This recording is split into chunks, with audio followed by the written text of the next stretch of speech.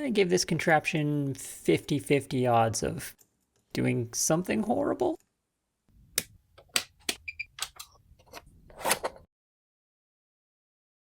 Hello Internet, my name is Quinn and this is Blondihacks. It's a big day today on the Pennsylvania A3 switcher locomotive build. As you know, I've been working on the boiler, and today a section of that boiler is getting its first pressure test. What's going to happen? Let's find out. Was that too clickbaity? That was a little clickbaity. Look, it's not clickbait, okay? Just please watch the video. Here's the boiler so far. We've just got all the fittings put into the shell, and I've been saying all along that I'd like to pressure test sections of this boiler as we go along if possible, and I think the shell here is the first place that I might be able to do that. Software engineers will recognize this as unit testing, wherein you test pieces of a complex system as you go along rather than leaving all the problems to the end when they're much more difficult to fix. It's as true in software as it is in boiler making. In principle, I should just be able to block off the ends here and pressure test this thing as it sits. At least that's the plan. A quick recap for new viewers. Boilers are tested for safety with a process called hydrostatic testing, wherein we fill the boiler with water and then pressurize the water to verify that the boiler can hold the pressure. You don't do this with compressed air because air compresses like a spring and accumulates energy and thus becomes very dangerous.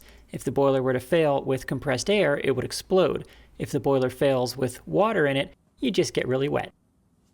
Aside from the big seam at the bottom, the other joint that I'm concerned a little bit about is the steam dome base here.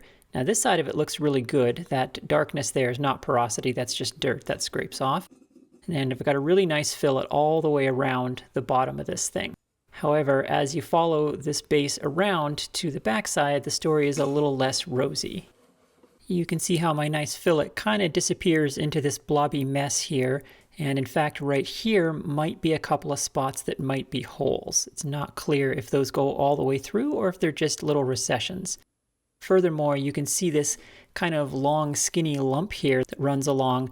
That's actually the piece of solder that I placed on there. So what you can see is that that solder only flowed about 50% and the rest of it just kind of sat there as a lump. So this side of the joint didn't quite get hot enough. Now that doesn't mean the joint is no good because there's quite a bit of excess solder there, so it's entirely possible that enough still flowed in to make a good joint. On that subject, the solder I've been using here is Harris Safety Seal 56, which I've built 3 boilers with now, and I've had really good luck with this stuff. I like it quite a bit. However, it does have this problem on the larger joints where it doesn't like to flow very well, and the melting point of it is higher than some other silver solders that you can get. So I've decided to switch silver solders here for the remainder of this boiler. I went on to McMaster and I got this stuff. This is basically the US equivalent of Easy Flow 45, the really low melting point cadmium-based silver solder that the Brits all love. You can't get that stuff in North America, but you can get this, which the datasheets tell me is exactly the same composition, so I think it should be a lot easier for some of the really complex joints that are coming up ahead. I'm still going to use the Harris 56 for a lot of the other fabricated parts on the locomotive, not necessarily the boiler because I do have a lot of it. And also I'm going to use it on probably the tubes and some of the more heat-sensitive inner joints because it's nice to have a higher range of silver solder so that you don't damage those joints later on when you solder the outer portions of the boiler. To seal the ends of the shell, I've got this chunk of aluminum here that I hope will do the job.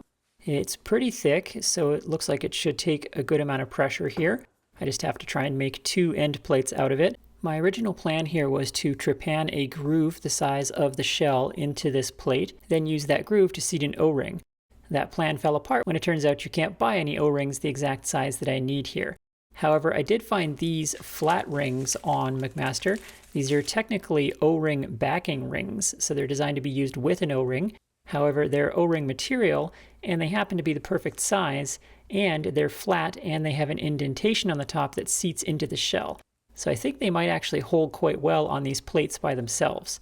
If those don't work, I can still do the trepanning groove thing, and I have some other options. One is I can make an O-ring. One of my viewers actually showed me that you can glue O-rings together with super glue. I would not have expected that to work, but it actually works extremely well. So I could construct O-rings of the correct size if needed. Other things that would probably work in conjunction with a groove would be automotive RTV. I happen to have Honda Bond here, which is really good stuff, but any RTV would probably work inside of a groove. Or again, once you've got a groove, then it's much easier to seal, so probably some bathtub silicone would work just fine as well. But I'm going to try the flat rings here first because I have them, and if they work, they'll be the easiest thing. I can still trepan the groove and try those other options later if needed. My plan is to use a series of threaded rods around the shell to hold the end plates together, so I'm making sure I'm going to have room here on the plate for that. You might think I could just use clamps to hold the end plates together, and I did actually try that before on the last boiler that I built. I did a similar interim pressure test on the fire tube core of that boiler, and I used clamps with end plates. And this worked okay, but really the clamps were not enough points of support around the plate. You need your points of support to be really close together with a flat pressure plate like this, and I couldn't physically fit enough clamps to get the support that it really needed, so I was only able to get that test up to 60 psi. I'm aiming for 200 here, which is full 2 times working pressure on this boiler. But it looks like this plate should be just big enough to get the 2 end plates out of it, so that's kind of a lucky break. I'm happy to have this material. I think this was actually donated by a viewer at some point. Over to the bandsaw then to cut this in half and get the 2 plates that I need.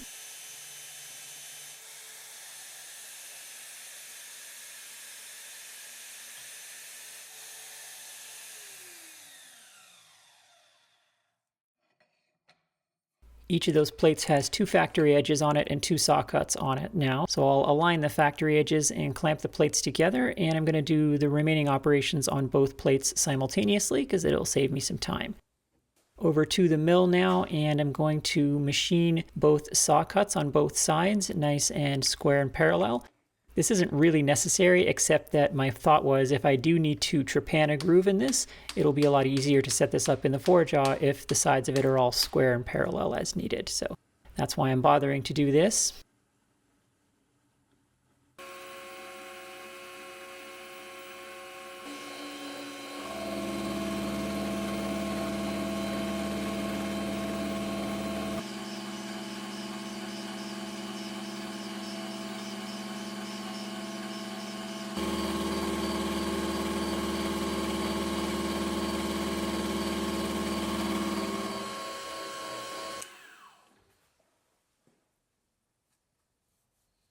I did the same thing on the other edges. Now I bring out the edge finder and I'm going to find the center of this plate. I want the bolt circle that I'm about to do to be dead center on these plates for no reason other than these plates are not a millimeter bigger than they need to be for this bolt circle. So putting the bolt circle in the center ensures that I'm not going to have any holes too close to the edges. At least that's the hope. And then I can run around here and center drill all these with the bolt pattern on my DRO. I did have to skip one hole in the pattern here. I kind of had to guess where the pattern was going to land and try to miss it with my clamps, and well, I didn't quite guess correctly, so partway through here I do have to move one clamp.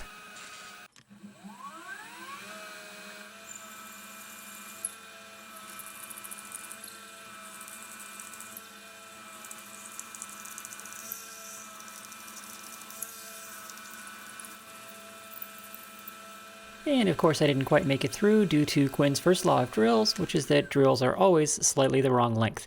My go-to are screw machine length drills these days, but this time I actually needed the jobber length because the material is thick, there's 2 layers of it, and I got to get around these clamps.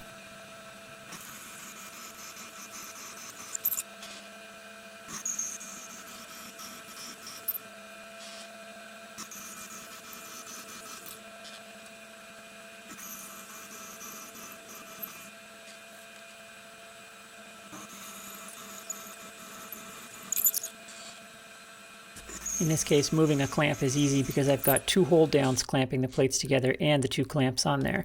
It never hurts to have an extra clamp on your work when you're doing something like this because just in case you need to move one, as long as you've always got 2 clamps on the work, then you can play musical clamps like this and you're not going to upset anything in this setup. If you've only got 2 clamps and you have to remove one of them, well, odds are now you've probably ruined the setup.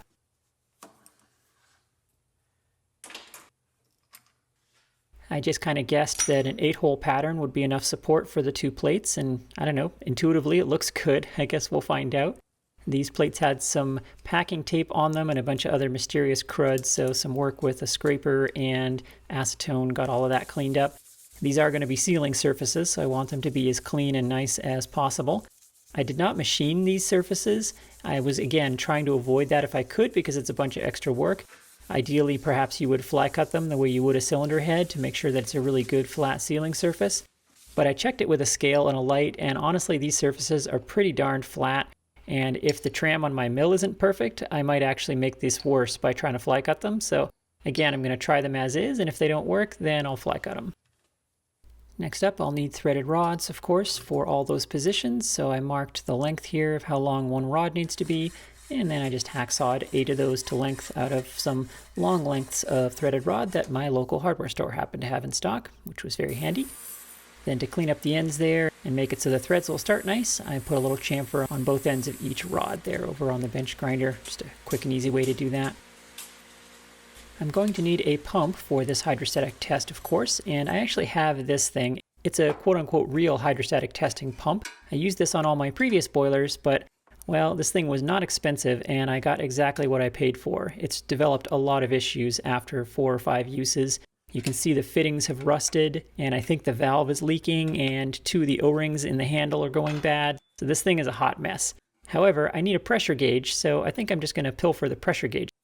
The thread on this thing turns out to be M14-125, which is not a tap that I had, and my local industrial supplier also did not have it.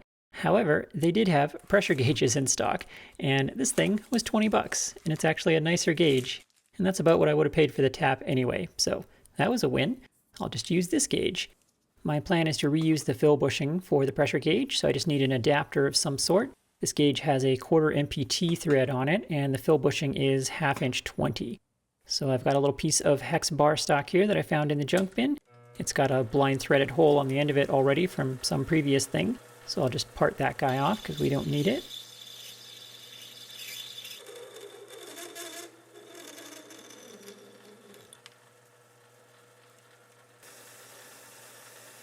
Then I'll center drill and drill all the way through this piece of stock with a pilot drill.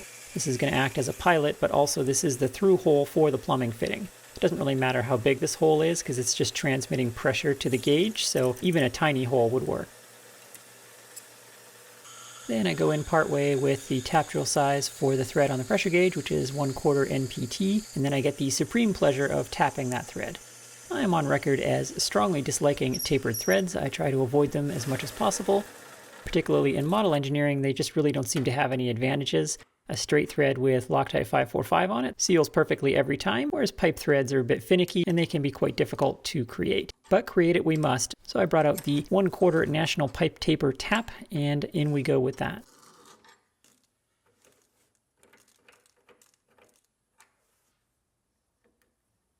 A properly formed tapered thread does have the advantage that it needs no additional assistance for sealing. Because the threads are tapered, if it's leaking, you just tighten things more until they stop leaking. At least, that's the principle of them. And when they work, they do work well. Next, I can flip that around, and I need the end to go into the water fill bushing on the boiler next. So I just have to turn this down to the nominal size for a 1/2 inch 20 thread, and cut the thread onto this end. If you're one of those people who feels that plumbing is insufficiently complicated and aggravating, well, then Model Steam is the hobby for you. Because ostensibly we all get into this to build cool engines and make choo-choo noises in a socially acceptable environment, but mostly what we actually spend our time doing is making plumbing fittings.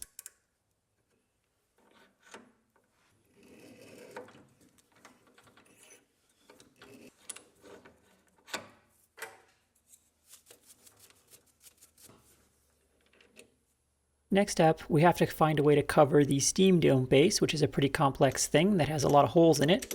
I think the easiest way to do that is to make a large plate that covers the whole thing at once. So I've got a scrap of aluminum from the bin here. I face the end of it to make a good sealing surface, and then I'll turn this down to the same diameter as the steam dome base.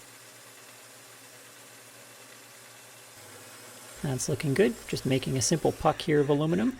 I just made it arbitrarily thick, something that looked like it would probably hold 200 psi. The finite element analysis machine that I have here in the seat of my pants tells me that this will be sufficient.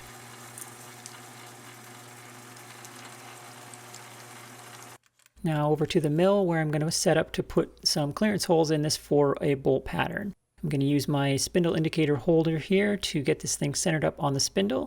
This is a good choice here because we've only got a partial arc to work with because of course the clamps are in the way, but this tool can do that. There's a video on making this tool in my playlists if you are interested. Once I've got the front dialed in, then I double check the back, and if I did my job right, then the back should already be dialed in, because if it wasn't, then the front arc that I just did wasn't really concentric either. So the way this plate is going to work is the 4 clearance holes that I'm putting in it match the bolt pattern that the steam dome has in it. The steam dome will eventually, of course, mount to the steam dome base, and the threaded holes in the steam dome base are blind holes. They do not go into the pressure vessel.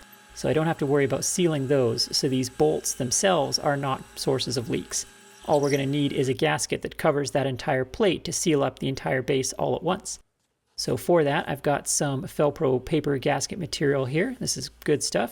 And I'm going to make a little gasket here.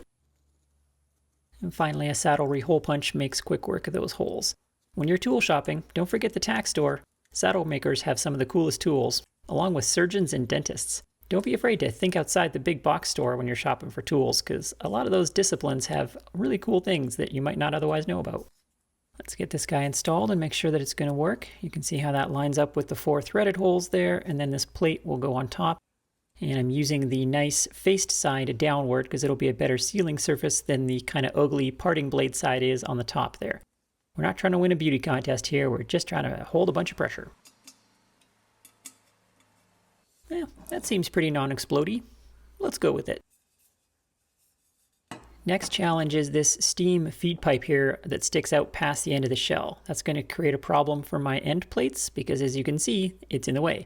So what I'm going to do is put a hole in the end plate and then cover it to make a little pocket for that steam pipe. So I'm finding the center of my plate there, and I'm measuring the shortest distance to that pipe from the edge of the shell, which will tell me the radial distance of it. Then I flip the shell around and center it visually on my bolt circle there, and that allows me to scribe the section of the arc there that's nearest to the steam pipe. And now I can measure from that arc to the center that I found using that same shortest distance, and that'll tell me where on this arc here that hole needs to go to line up with the steam pipe. I hope that all made sense. So I'll center punch that, and let's go drill it out. I lined up that punch by eye with the center drill, and then I center drilled and drilled this out for the tapping size. The thread I'm using here is 1/2 20, which happens to be the biggest tap I own, but I did the math on that and determined that a plug inside a 1/2 inch threaded hole will have just enough wall thickness to wrap around that steam pipe, so I think I can get away with this. Speaking of the cap, I've got a piece of brass here that I'm going to turn down for that. I didn't have any more of the hex bar stock that was big enough for this, so I have to use round stock, which is going to be a little annoying here in a moment. I put the thread on that. Then I drilled a blind hole in the end of this deep enough to give that steam pipe room to exist.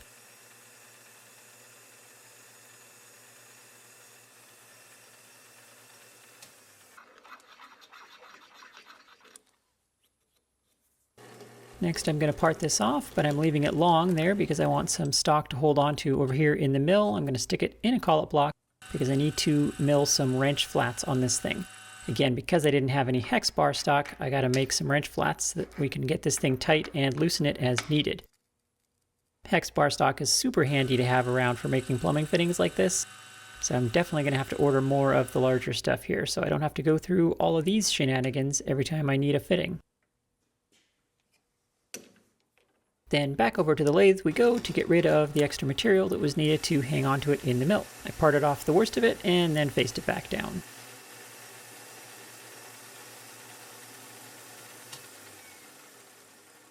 There's the final fitting there. It's a bit of an unusual one. I hope that it makes sense how this works here. You'll see how it gets installed here if this is still confusing.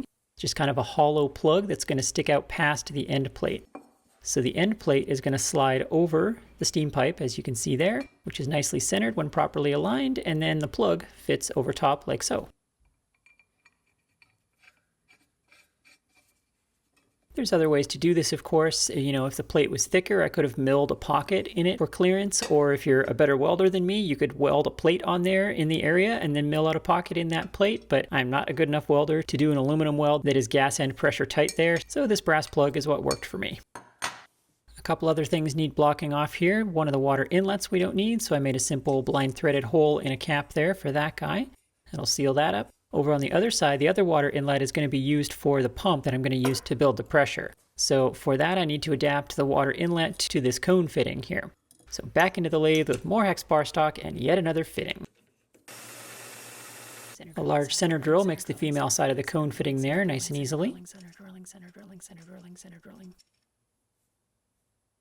And once again, we turn down the OD, put a thread on that, drill it through, and then part it off, and then flip it around, and then drill another hole and thread that side for the fitting on the boiler.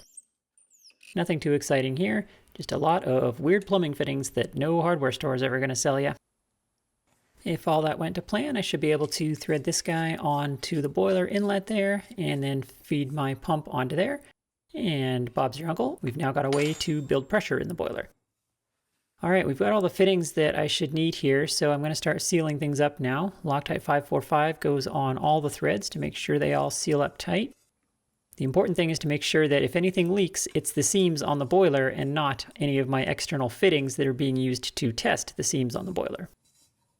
Get that rectangular sealing ring on the plate there now, and let's start setting this thing up and see if it's all going to fit together the way I hope that it will. I completely guessed at the bolt circle there, and I did not actually consider how the fittings were going to line up with those threaded rods. So I actually kind of got lucky here. There is a position where they all clear. However, with the steam pipe hole in the correct position, I had to remove some of the threaded rods to clear the fittings.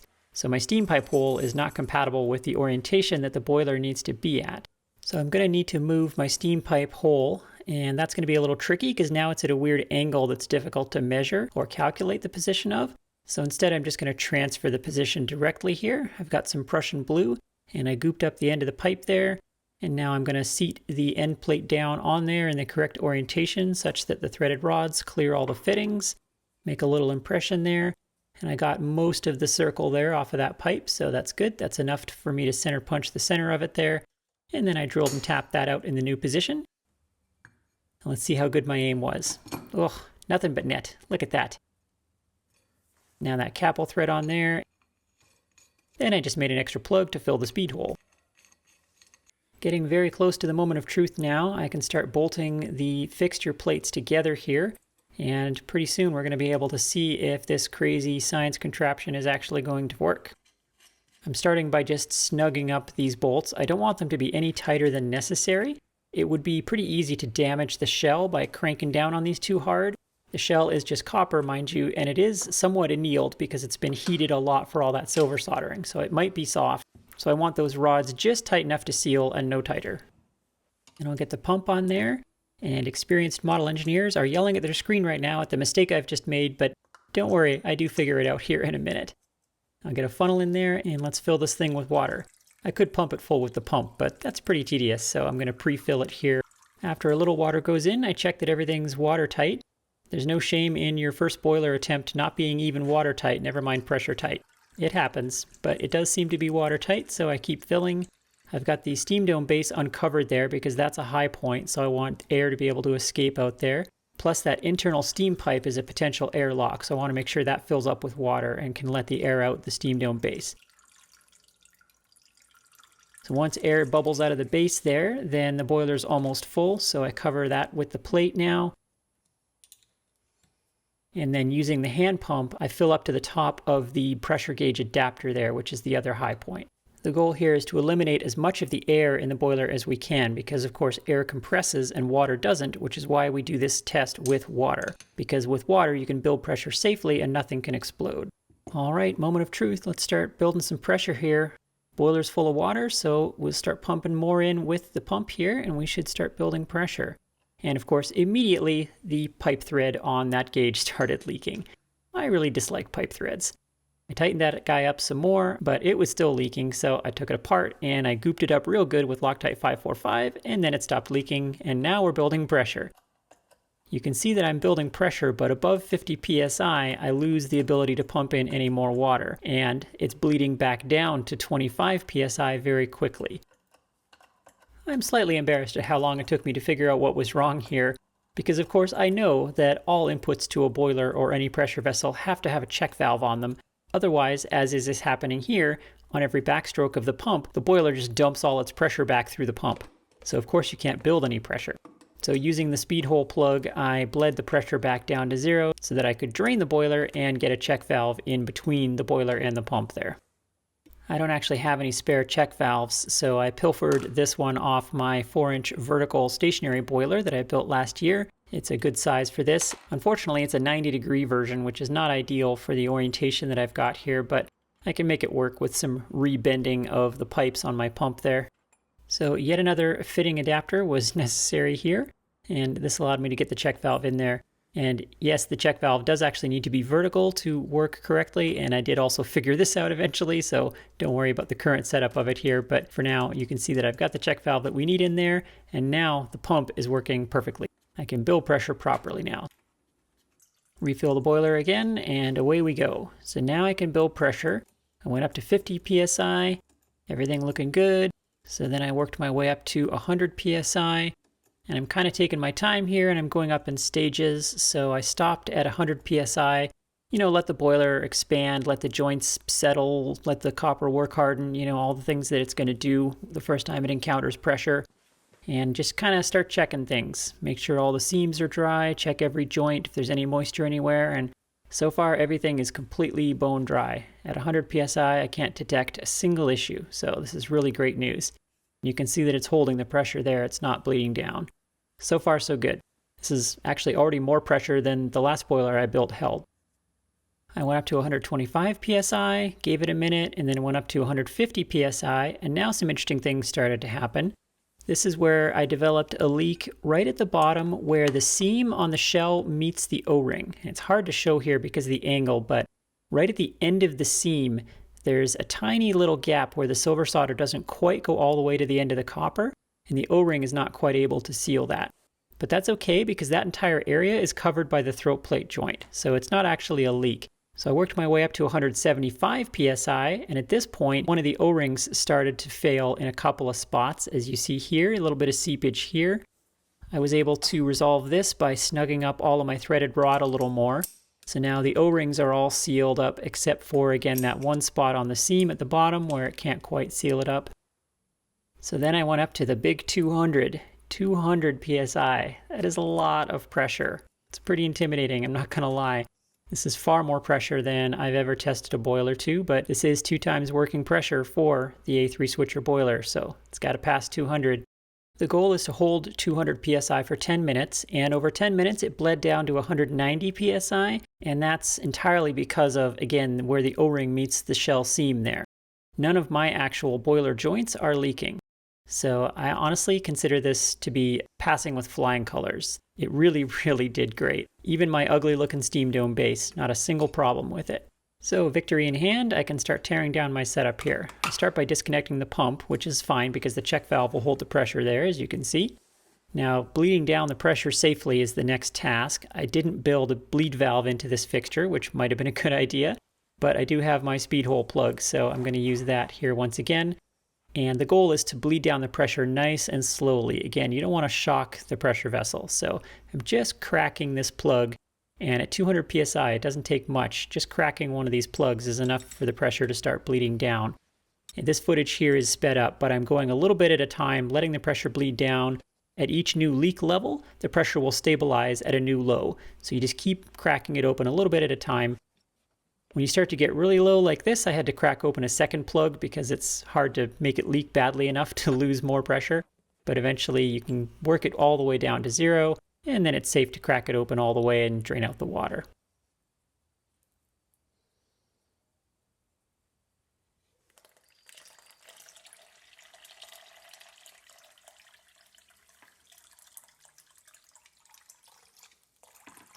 I was pleasantly surprised how well this system of flat plates and rectangular rings worked. The last time I did this, I used paper gaskets, and as I said, they only worked to about 60 psi, but those rubber ones worked super well, so I was very impressed with that.